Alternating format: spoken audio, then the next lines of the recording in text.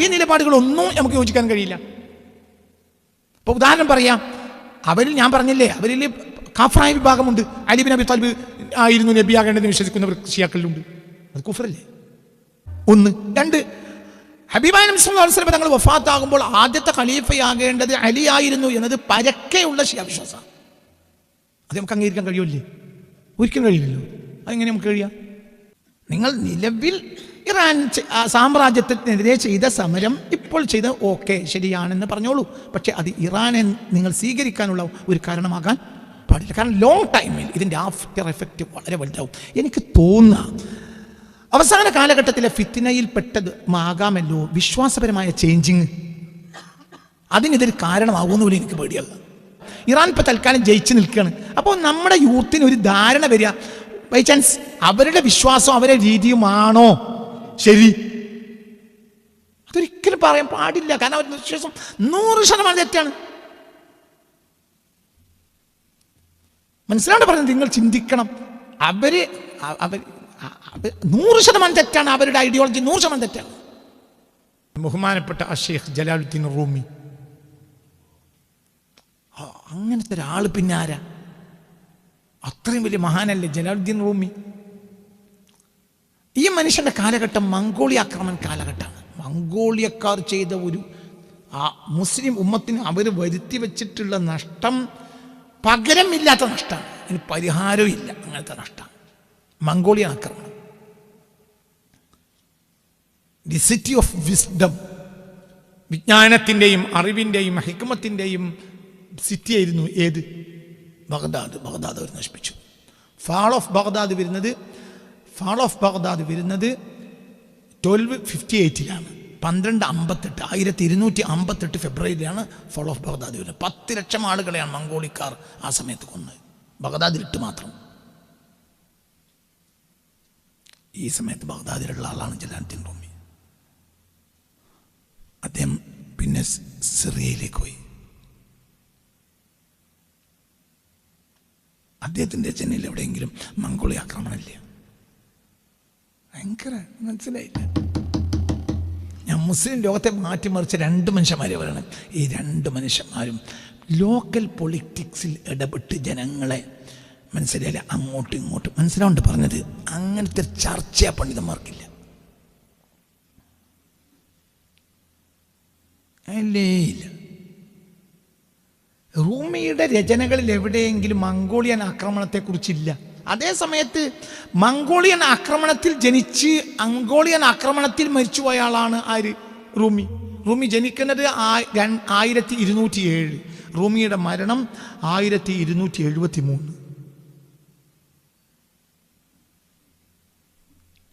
ഷെയ്ഖ് ജലാലുദ്ദീൻ റൂമിയുടെ ഇതിന് പകരം ഒരാൾ പിന്നെ ഉണ്ടായിട്ടില്ലടോ.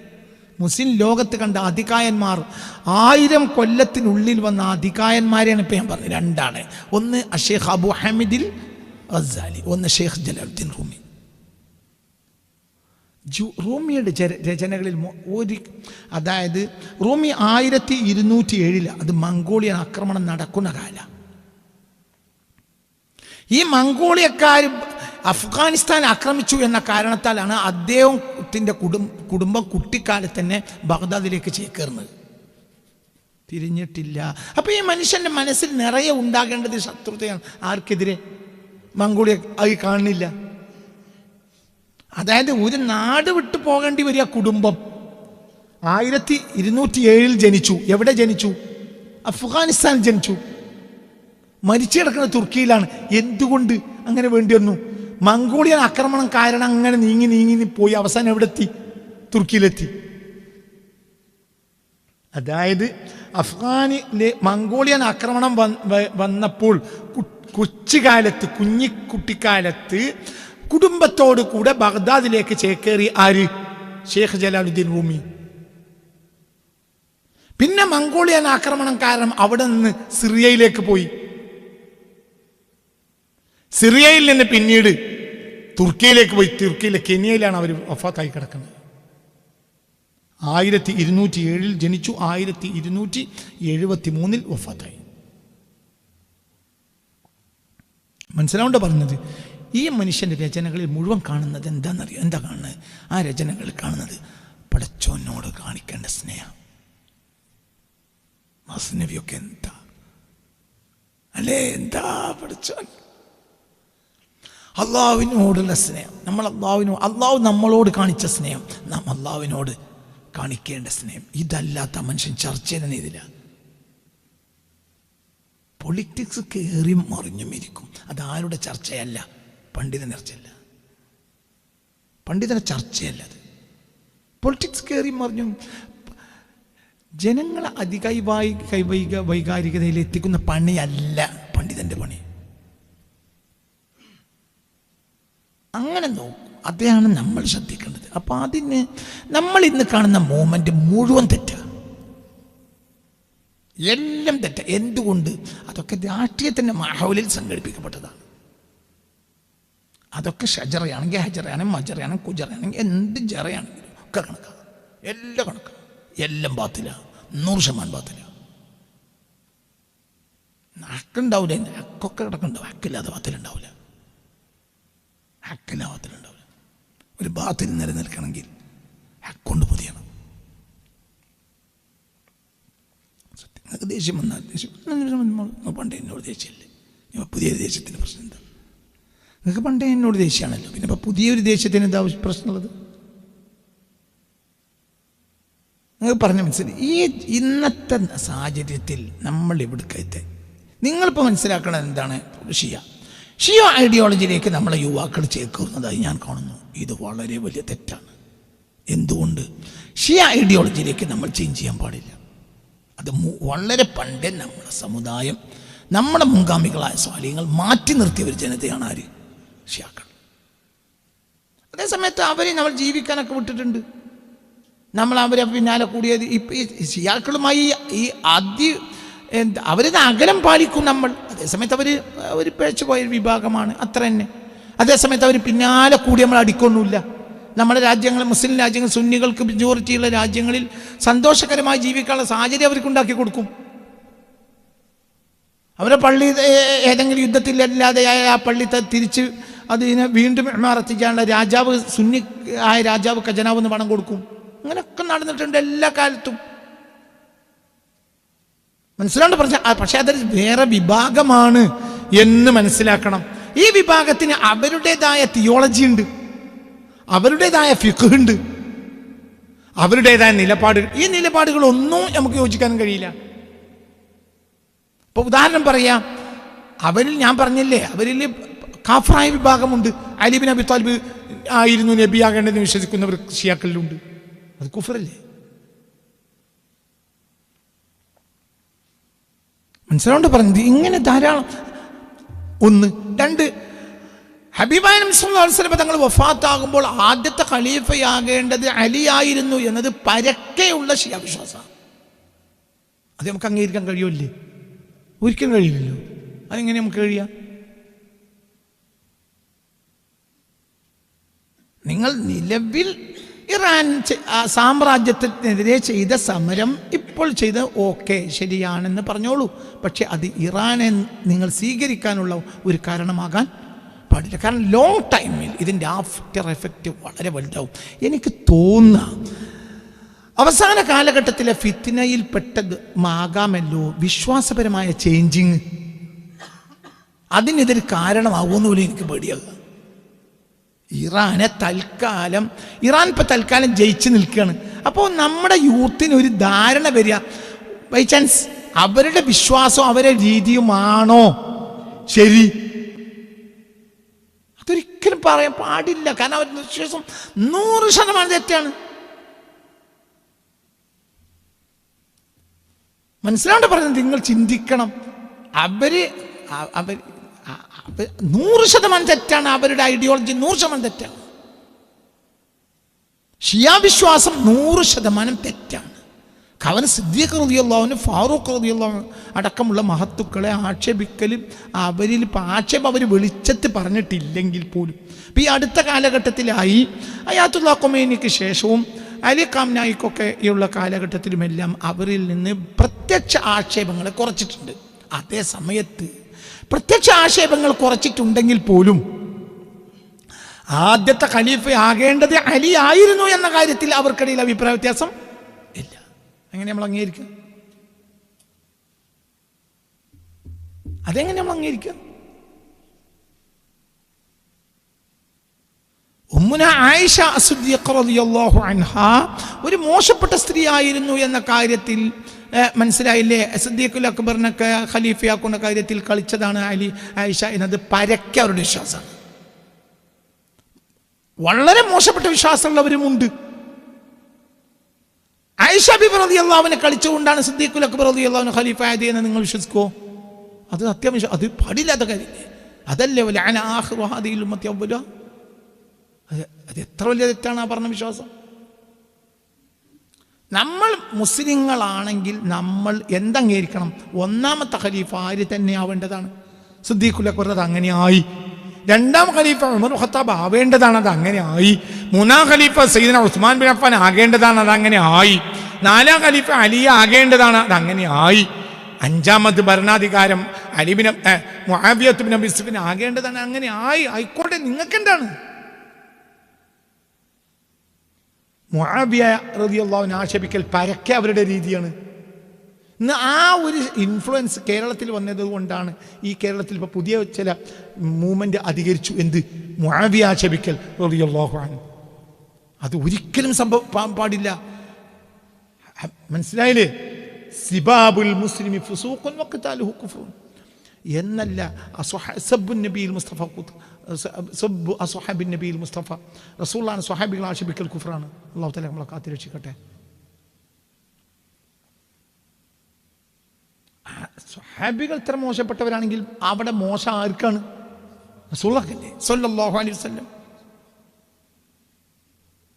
അപ്പൊ ഏതെങ്കിലും ഒരു താൽക്കാലികമായ പൊളിറ്റിക്കൽ താല്പര്യത്തിന്റെ കീഴിൽ വന്നു പോയ ഒരു ഇറാന്റെ താൽക്കാലിക വിജയത്തിന്റെ പേരിൽ ഇറാന്റെ ആളുകളായി നമ്മുടെ ആളുകൾ തരം പറയുന്നത് വലിയ ആപത്താണ്. എന്താണ് ശരി, എന്താണ് തെറ്റ്? പക്ഷെ ഒരു കാര്യം ഉറപ്പാണ്, ഇറാൻ ഈ യുദ്ധത്തിൽ തകരും. അത് ലോങ് ടൈമിൽ ഇപ്പോൾ എന്നെനിക്കറിയില്ല, ഒരു കാരണവശാലും ഇറാൻ ഇതിൽ പിടിച്ചിരിക്കാൻ കഴിയില്ല. ഇറാൻ തകർന്നേ പറ്റൂ. തകരൽ എൻ്റെ നിർബന്ധമല്ല, പക്ഷെ തകരും, ഉറപ്പെടുകയും ഇറാൻ തകരും. ഇറാൻ പിടിച്ചിരിക്കാൻ കഴിയില്ല. അതേ സമയത്ത് അപ്പുറത്ത് കാണുന്ന വഹാബി സർക്കാരുകൾ, സുന്നി സർക്കാരല്ല, വഹാബി സർക്കാരുകൾ 100% വിധേയത്വത്തിലാണ് ആരുമായി? സാമ്രാജ്യത്വവുമായി 100%. വിശ്വാസപരമായി ഒന്നുകൂടി നമ്മളോട് അടുത്ത് നിൽക്കുന്ന വഹാബികളാണ്. ആരെക്കാൾ? ഷിയാക്കളെക്കാൾ. അതേസമയത്ത് വഹാബികളും തെറ്റാണ്, തിയോളജിക്കലി തെറ്റാണ്. 1. 2, അവർക്ക് രാഷ്ട്രം ഉണ്ടാക്കി കൊടുത്തത് തന്നെ ആരാണ്? സാമ്രാജ്യത്വ ശക്തികളാണ്. ആ വിധേയത്വമാണ് ഇപ്പോൾ അവർ കാട്ടിക്കൊണ്ടിരിക്കുന്നത്. അപ്പോൾ ഒരിക്കലും വഹാബി രാജ്യങ്ങളുടെ താല്പര്യങ്ങളെയും ആ രീതി ഇങ്ങനെ തന്നെ മുന്നോട്ട് പോകൂ. ഇതും ശരിയല്ല, അതും ശരിയല്ല. ഒരാൾ ശരിയല്ലാത്തതുകൊണ്ട് മറ്റൊരു ശരിയാവും. വഹാബി ശരിയല്ലാത്തതുകൊണ്ട് ഷിയ ശരിയാവും, ഷിയ ശരിയല്ലാത്തതുകൊണ്ട് വഹാബി ശരിയാവും. എന്തോർത്താനാണ്? അതൊക്കെ മനസ്സിലാണ്ട് പറഞ്ഞത്. ഇതാണ് ചിന്തിക്കേണ്ടത്. നമ്മളെ യൂത്ത് ഇവിടുന്ന് വിട്ടാ അവിടുക്കുക, അവിടുന്ന് വിട്ടാ അവിടുക്കുക. ഒരുത്തൻ 2 പെണ്ണുങ്ങളുണ്ട്, ഒരാഴ്ച ഒരുത്തിനോട് തെറ്റും, അപ്പോൾ മറ്റോടത്ത് പോയി നിൽക്കും. പിന്നെ ഇവിടെ എന്തെങ്കിലും പറയുമ്പോൾ ഓളോട് എത്തിയിട്ട് മറ്റോടത്ത് പോയി നിൽക്കും. ഇതാണ് ഇപ്പം നമ്മളെ പരിപാടി. ഇത് ശരിയായ രീതിയല്ല. ഇത് ദുഹാന്റെ കാലഘട്ടം. ദുഹാൻ എന്നത് ഒരു ശരിയെയും ശരിയാണെന്ന് നമുക്ക് മനസ്സിലാക്കാൻ കഴിയൂല. ഞാൻ നിങ്ങൾക്ക് ചെയ്തു തരാം, പറഞ്ഞുതരാം. 2005 ഇറാഖിൽ, അതായത് 2003 അമേരിക്കൻ ഇറാഖി അധിനിവേശത്തിന് ശേഷം 2005 അമേരിക്കൻ താല്പര്യം എന്ത് ചെയ്തു? ഒരു തെരഞ്ഞെടുപ്പ് നടത്തി ഇറാഖിൽ. ആ ഇറാഖിൽ തെരഞ്ഞെടുപ്പ് നടത്തിയപ്പോൾ 2006 ജനുവരിയിൽ എന്താ പറയുക, നൂരിൽ മാലിക്കിൻ്റെ സർക്കാർ അധികാരത്തിൽ വന്നു. 2006 നൂരിൽ മാലിക്കിൻ്റെ സർക്കാർ അധികാരത്തിൽ വന്നു 2006 ജനുവരിയിൽ.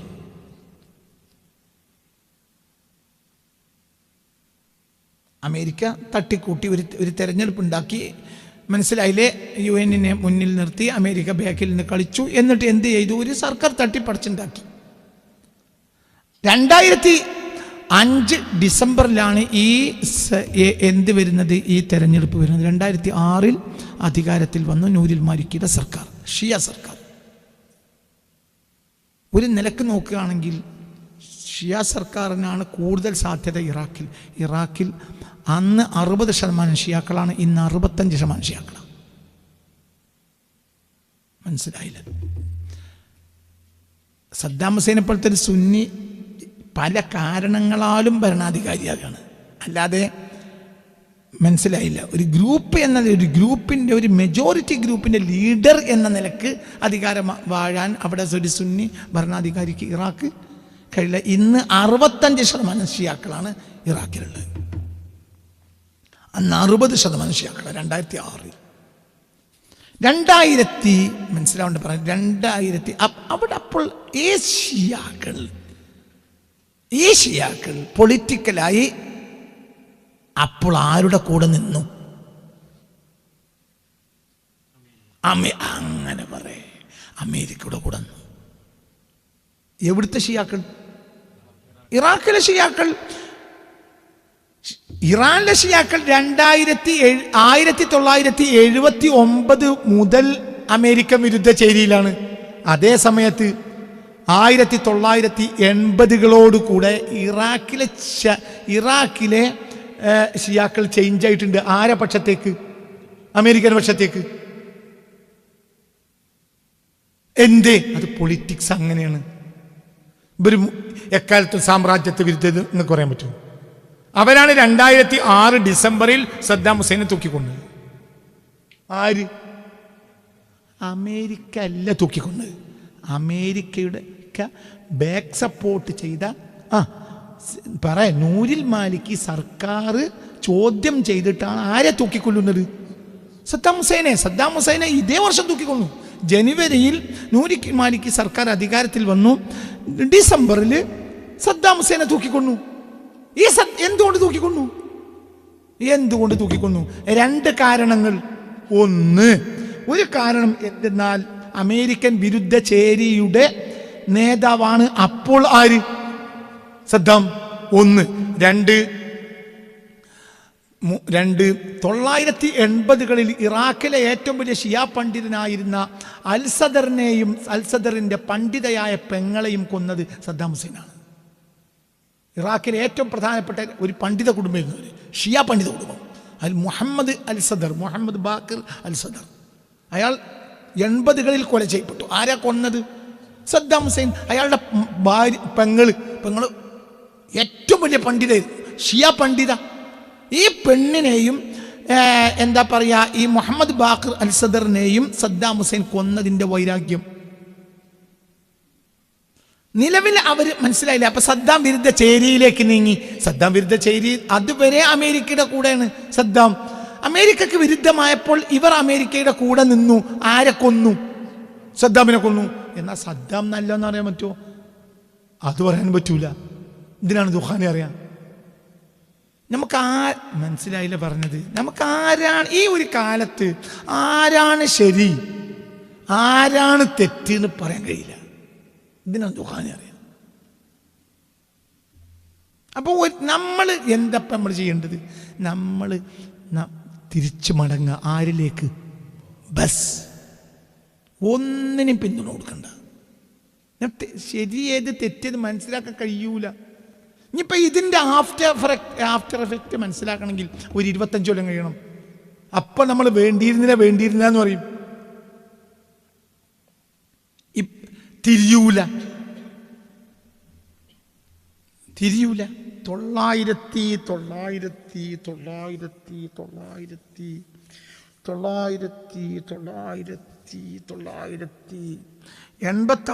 തോന്നുന്നു ചന്ദ്രികക്ക് ഓഫ്സെറ്റ് പ്രസ് വരുന്നത്. 1986.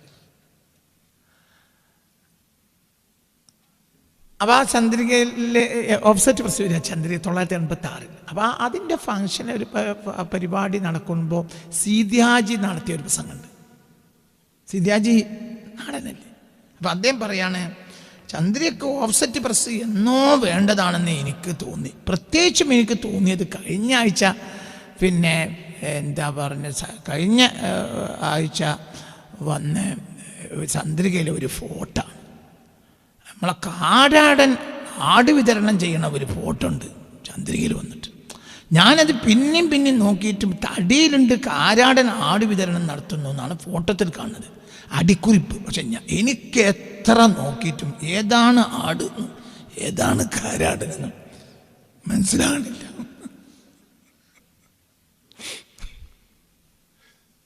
അതായത് ആടിനെയും തിരിയണില്ല. ചിലപ്പോൾ തോന്നും ഇതാണ് ആട്, ചിലപ്പോൾ ഇതാണ് കാരാടൻ. കാരാടൻ ഒരാൾക്ക് ആടിനെ കൊടുക്കുന്ന ഫോട്ടോ. അപ്പം എനിക്കാണ് മനസ്സിലാവണില്ല ഏതാണ് ആട് ഏതാണ് കാരാടൻ എന്ന് തിരിയുന്നില്ല. അതുകൊണ്ട് ഓഫ്സെറ്റ് പ്രസ് ചെയ്താലും ചന്ദ്രികയ്ക്ക് ആവശ്യമാണെന്ന് അന്നേ ഞാൻ തീരുമാനിച്ചതാണ്.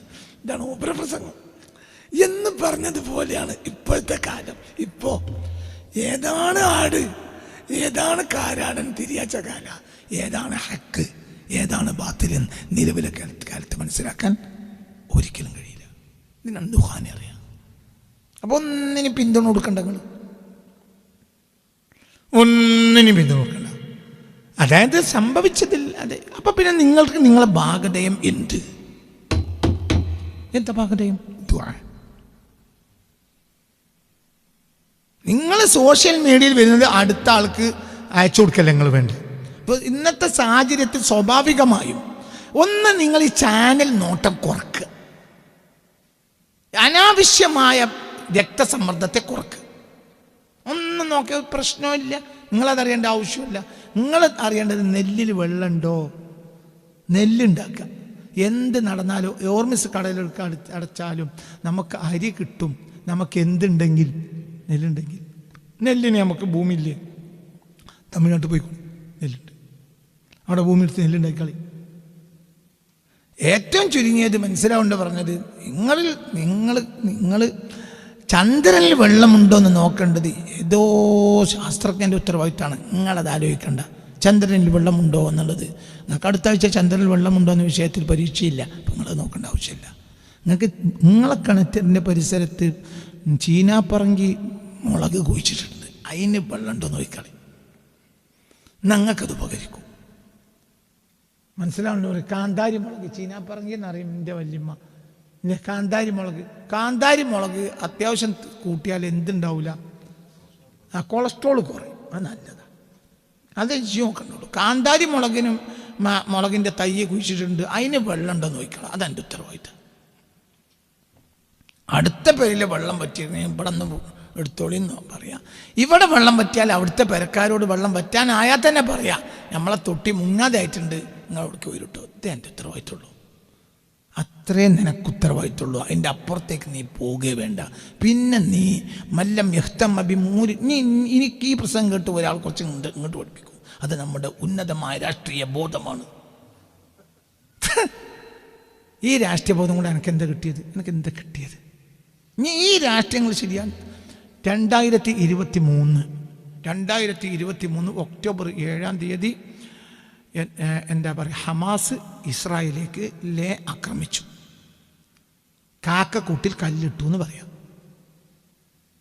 2023 ഒക്ടോബർ 7-ാം തീയതി. ഇപ്പം 2 കൊല്ലം കഴിഞ്ഞു. എന്താ ഇതിൻ്റെ ലാഭം? അവർ പറഞ്ഞു, ഞങ്ങൾക്ക് ഇപ്പോൾ യുദ്ധം ചെയ്തിട്ടില്ലെങ്കിൽ ഞങ്ങൾക്ക് വേറെ യുദ്ധം ചെയ്യാൻ സൗകര്യം ഉണ്ടാവില്ല, അതുകൊണ്ടാണ് ഞങ്ങൾ ചെയ്ത്. ഓക്കെ, ഇപ്പോൾ ഹമാസ് പോലും ചിത്രത്തിൽ സത്യത്തിൽ ഇല്ല. ഇസ്രായേലാകട്ടെ ആ നാട് ഇളക്കി മറിച്ചു.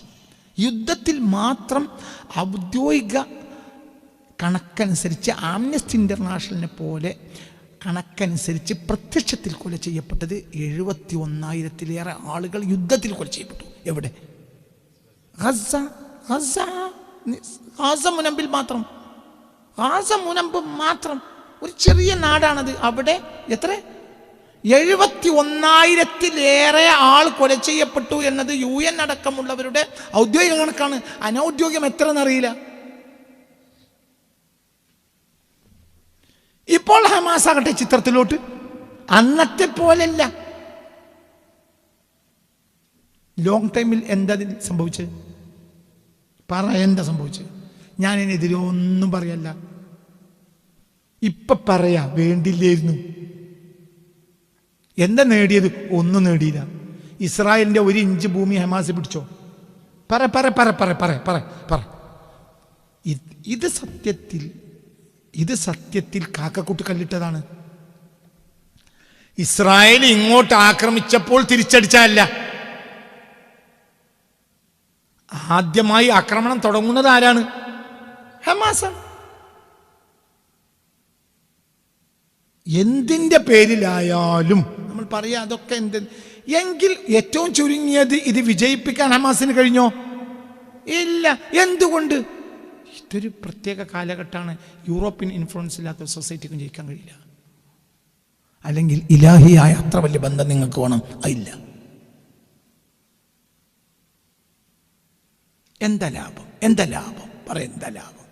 സന്തോഷകരമായി ജീവിച്ചിരുന്ന എത്രയോ കുടുംബങ്ങൾ മരിച്ചു.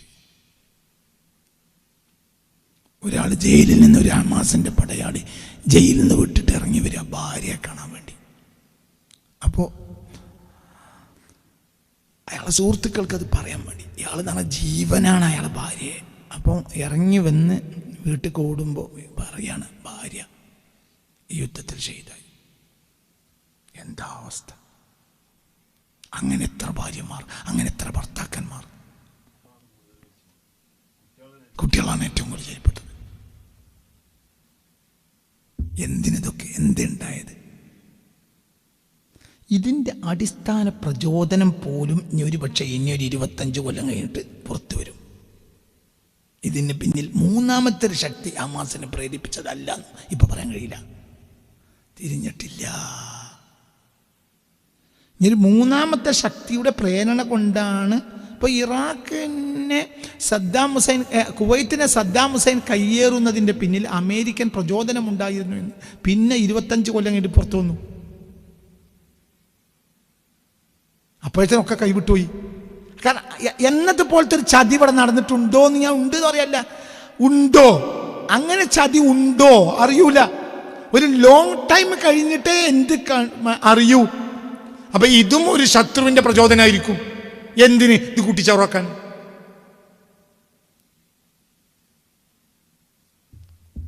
അപ്പൊ ഇതിലൊന്നും നിങ്ങൾ ഒരു താൽക്കാലിക പിന്തുണ കൊടുത്ത് നമ്മളെ യൂത്ത് അതിൻ്റെ പിന്നിൽ ഓടുന്നതിൽ യാതൊരു ഹൈറും ഇല്ല.